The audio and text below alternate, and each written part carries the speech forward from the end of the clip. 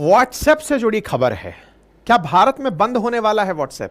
सरकार ने इन दिनों यह नोटिस किया कि व्हाट्सएप का उपयोग जहां तक संचार में हो रहा था, उससे भी कहीं ज्यादा अब इसका उपयोग देश के अंदर अव्यवस्था पैदा करने में होने लगा। आप लोग पेपर की तैयारी कर रहे हैं, इंतजार में बैठे हैं कि मेरा पेपर कब होगा, हो गया, लीजिए व्हाट्सएप पर आ गया, फिर क्या कीजिएगा?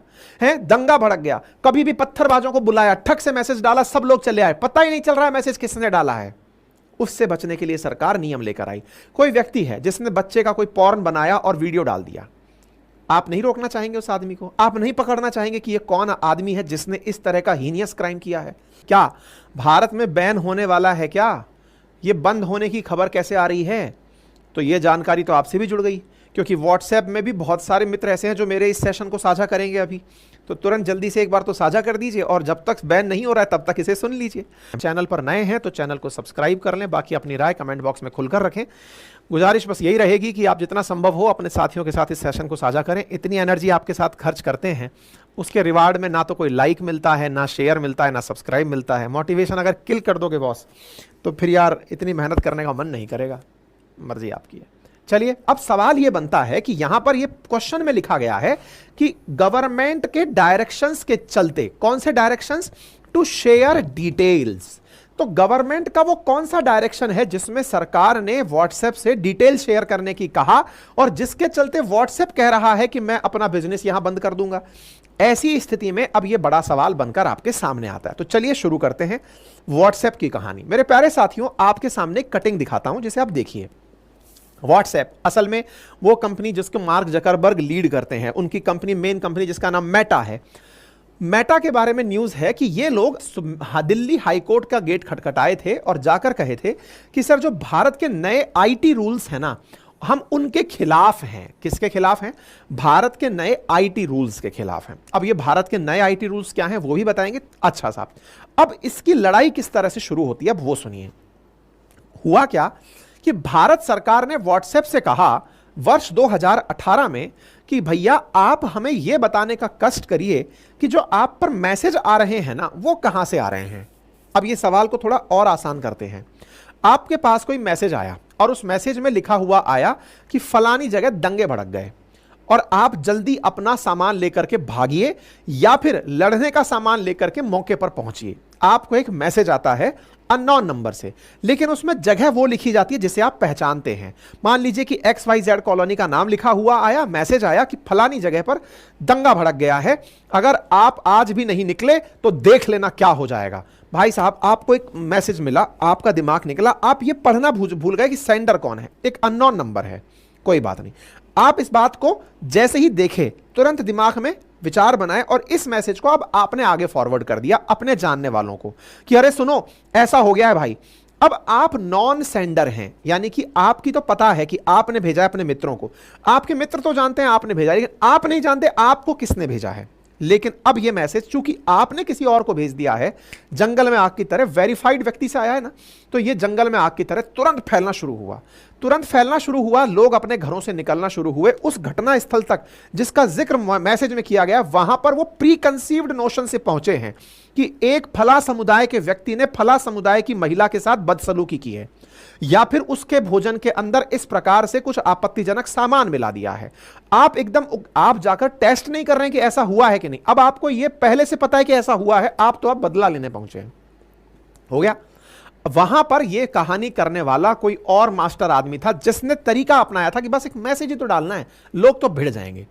सरकार ने इन दिनों यह नोटिस किया कि व्हाट्सएप का उपयोग जहां तक संचार में हो रहा था, उससे भी कहीं ज्यादा अब इसका उपयोग देश के अंदर अव्यवस्था पैदा करने में होने लगा। आपने देखा होगा पिछले कुछ समय से जैसे ही दंगे भड़कते हैं, सरकार तुरंत सोशल मीडिया बैन कर देता है, इंटरनेट तक रोक दिया जाता है कि भाई किसी भी प्रकार से डेटा मत शेयर करो। कश्मीर के अंदर नेट बैन चल रहा है, पेपर हो रहा है तो पेपर लीक ना हो जाए तो सोशल मीडिया बैन चल रहा है। पेपर लीक हुआ, एक जगह से आया, आपको नहीं पता, आपने आगे फॉरवर्ड कर दिया, धड़ाधड़ शेयर हो रहा है।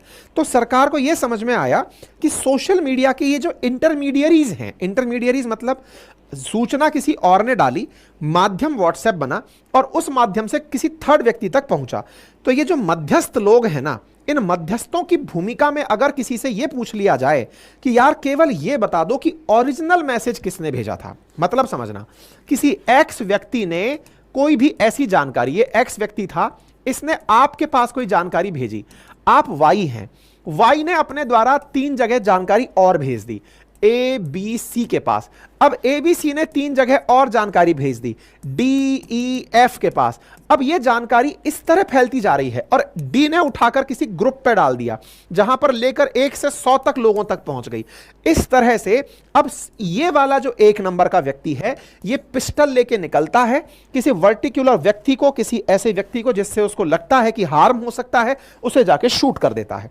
अब पुलिस जांच पहुंचती है तो पता करती है कि इस व्यक्ति के पास में यह सूचना कहीं से आई थी। पुलिस सूचना चेक करती है, पुलिस सूचना चेक करती है तो पता चलता है कि यह सूचना यहां से आई थी। अब पुलिस पहुंचती है डी व्यक्ति के पास, डी व्यक्ति से पूछा जाता है, डी कहता है सर मेरे पास तो सी से आई थी।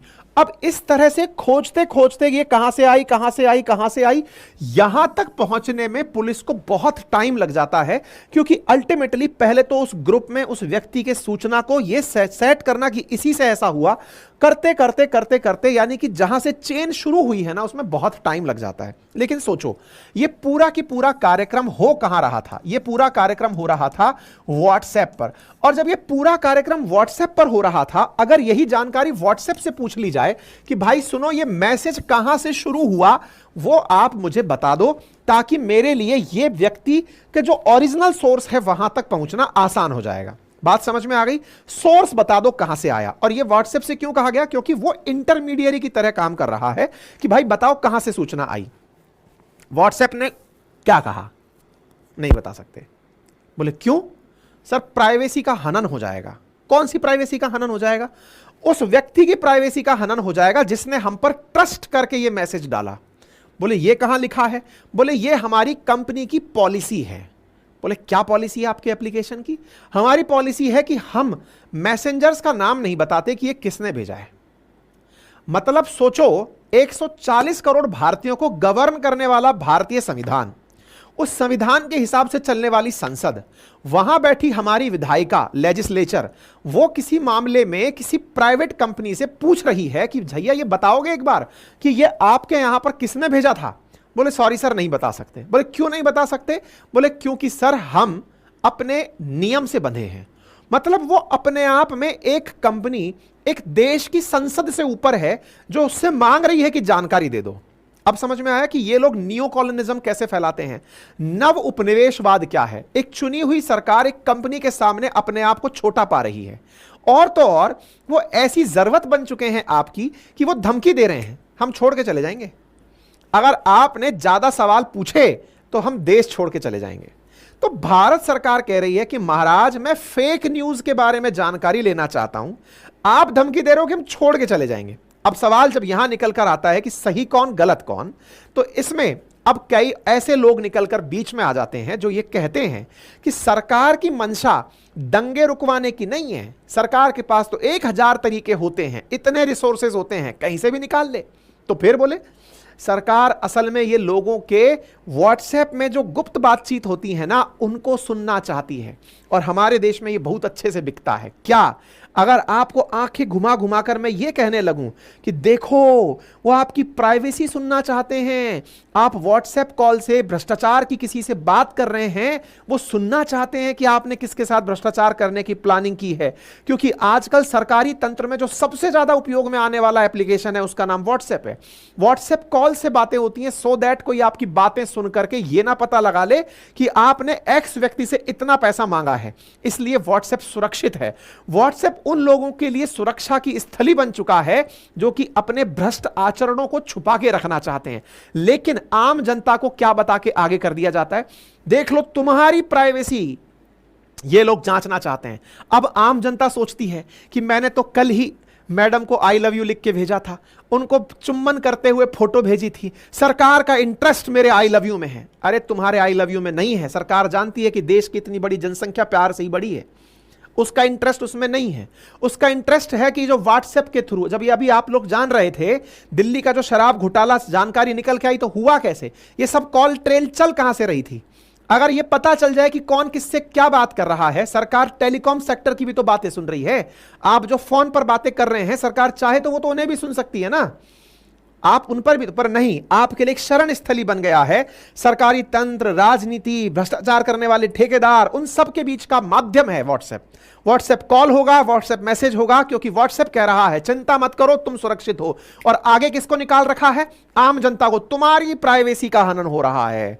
आप कह रहे हैं हां मेरी प्राइवेसी है, पता चल गया सरकार को कि मैं फलाने से प्यार करता हूं। अरे भाई, जानती है सरकार, इतना सब समझती है, समाज भी समझता है कि तुम किससे प्यार कर रहे हो यार। सरकार को उसमें ताका झांकी करने में इंटरेस्ट नहीं है, फिर तो कितनी फाइल खोलेगी। असली इंटरेस्ट इसका है कि जो दंगा भड़का के तुम्हारी करोड़ों की संपत्ति नुकसान पहुंचा दिया, जो व्हाट्सएप पर पेपर लीक करके इतने युवाओं के भविष्य के साथ खिलवाड़ कर दिया, उस व्यक्ति को पकड़ा जाए जिसने यह सबसे पहले पेपर डाला था व्हाट्सएप पर या टेलीग्राम पर। समझे? इसलिए सरकार ने इनसे कहा कि कम से कम यह बता दो ओरिजिन कहां से हुआ। अब ये अपनी पॉलिसी बीच में लेकर आ गए। सर पॉलिसी है हमारी, और पॉलिसी के साथ साथ और तो और सर हमारी सुरक्षा बड़ी स्ट्रांग है। बोले क्या स्ट्रांग है? सर हमारी सुरक्षा में हम एनक्रिप्टेड करके मैसेज भेजते हैं। बोले कैसे? बोले सर मान लो आपने अगर किसी व्यक्ति को मैसेज भेजा तो हम उसको एंग्लम बेंग्लम में बदल देते हैं, कोड लैंग्वेज में बदल देते हैं, एक सर्विस की लगाते हैं, सर्वर की डालते हैं। आपका मैसेज आपने यहां से आई लव यू भेजा, हो सकता है यहां पर पहुंच रहा हो 50, 90, 80।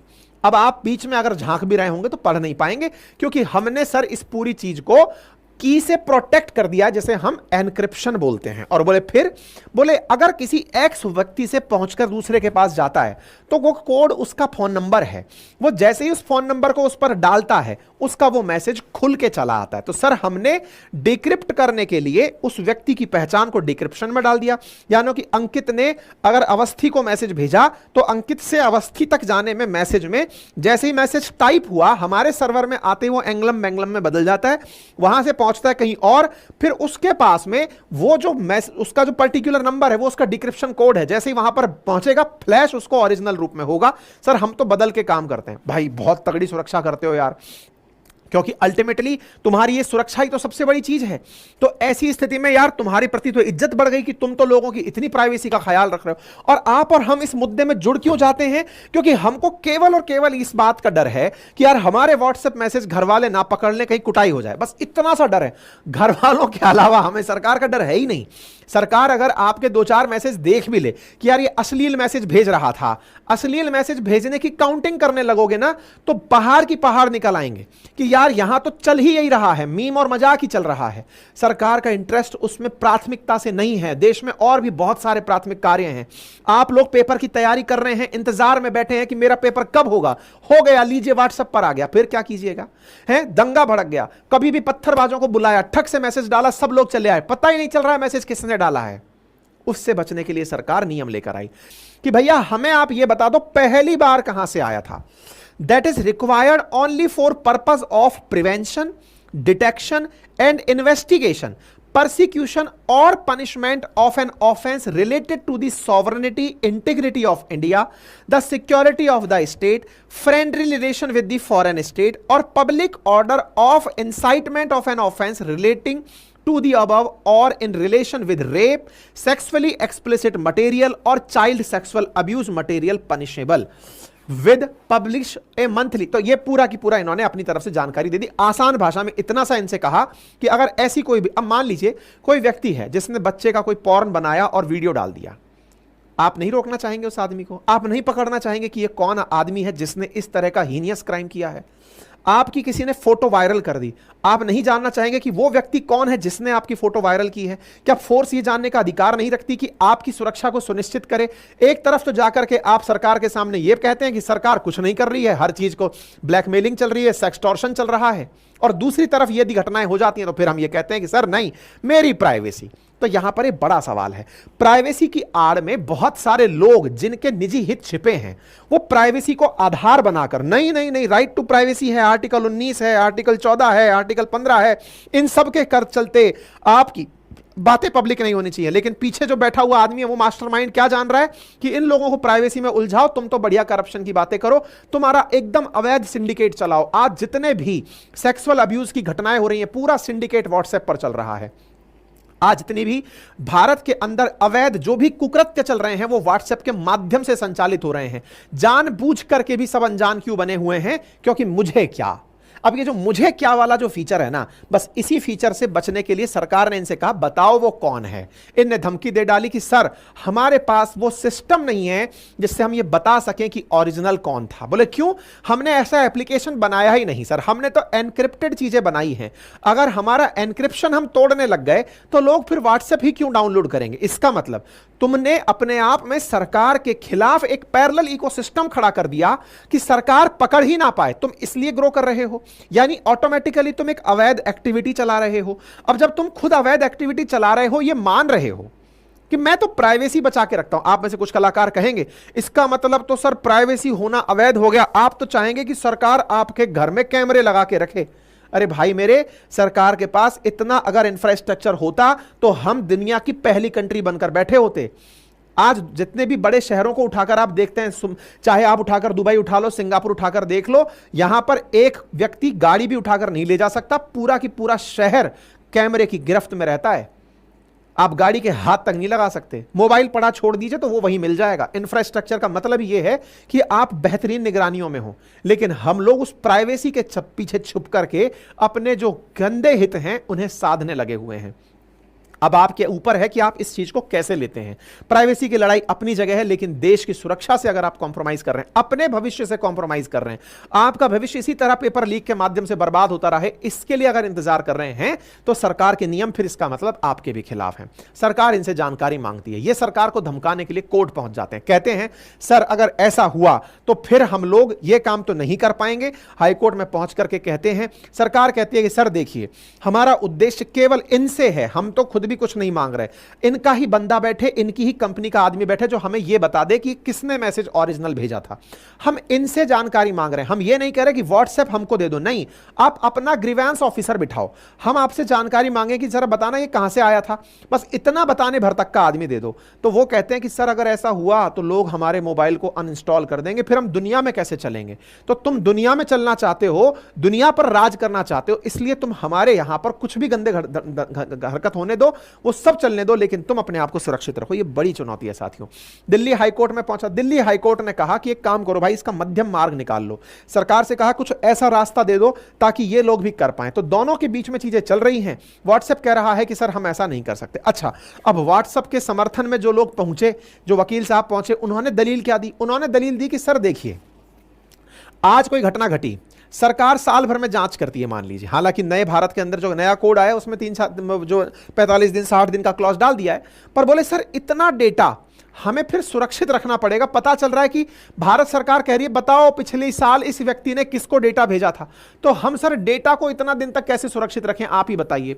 तो एक बात बताओ व्हाट्सएप महोदय, आपने ऑलरेडी इतना डेटा रखा हुआ है, हमसे पूछ के रखा था क्या? जब हम अपनी सुरक्षा की बात कर रहे हैं कि हमारे देश में कौन गंदगी फैला रहा है, हम ये जांचना चाहते हैं, तो आप कहते हो कि हम इतना डेटा कहां रखें? और एक बात बताओ, मैं जो इतनी फोटो रोज भेजता हूं, इतने मोबाइल पर वीडियो भेजता हूं, इसको तुम कहां रखते हो यार? मैं साल भर पिछला भी डेटा जब वो करके निकालता हूं तब भी मुझे वही वो डेटा मिल जाता है। इसका मतलब डेटाबेस तो तुमने कहीं बना रखा है, उसमें ऑलरेडी डेटा रखा हुआ है। ये रिवर्स आर्ग्यूमेंट किस बात का कि हमें इतना डेटा सुरक्षित रखना पड़ेगा? व्हाट्सएप चैट हिस्ट्री निकाल लो, व्हाट्सएप मैसेजेस निकाल लो, आपके सारे के सारे व्हाट्सएप डेटा आपके मोबाइल में डले हुए हैं। आपने वो भी तो कहीं रखे हैं ना सर सर्वर पे। सरकार मांग रही है तो आपको जोर आ रहा है, लेकिन आप खुद से रखे हुए हैं तब कोई दिक्कत नहीं है। तो ये दोहरा चरित्र है, ये आपको समझने की आवश्यकता है साथियों कि आपके लिए क्या उचित है। ये बात सत्य है कि इसका कोई मध्यम मार्ग निकाला जाए, जो हाईकोर्ट ने कहा। मध्यम मार्ग से मतलब जनता के ट्रस्ट के लिए सरकार उसमें डायरेक्ट इंटरफेयर ना करे। अगर जनता का ट्रस्ट व्हाट्सएप पर भी बना रहे और सरकार पर भी, तो क्या करे? सरकार की तरफ से कोई व्यक्ति केवल व्हाट्सएप से जानकारी लेता रहे। भाई तुम ये बता दो, मैं नहीं झांक रहा तुम्हारे सिस्टम में, तुम देखकर बता दो पहला आदमी कौन है, लेकिन हाँ ऑथराइज करके किसी आदमी को बिठाना जिससे कि जांच एजेंसी पूछ सकें, जिसे ग्रीवांस ऑफिसर कहते हैं, कि उससे हम पूछें तुम्हारे डेटा में तो सब पता है ना, तुमको तो यार इतनी क्लेम तुम्हारे ऊपर लग चुके हैं कि तुमने डेटा बेच दिया, तुमने इतने लोगों की जानकारी बेच दी, तुम फालतू में 100 चूहे खा के बिल्ली हज को जा रही है, तुम्हारा पहले ही नाम इतना ज्यादा विख्यात हो रखा है। तो ऐसी स्थिति में कृपया करके तुम्हारा एक आदमी बिठा दो, ये मध्यम मार्ग है। गए। ठीक है, अब देखना होगा होता है क्या। लेकिन हां, व्हाट्सएप के बारे में जानकारी पूछी जा रही है, सर व्हाट्सएप जा रहा है क्या? तो साहब व्हाट्सएप जाए या ना जाए, लेकिन देश की सुरक्षा से सरकार किस तरह हैंडल करेगी ये आप पर निर्भर करता है। बाकी आप इस विषय पर क्या सोचते हैं, अपनी राय जरूर कमेंट बॉक्स में रखें।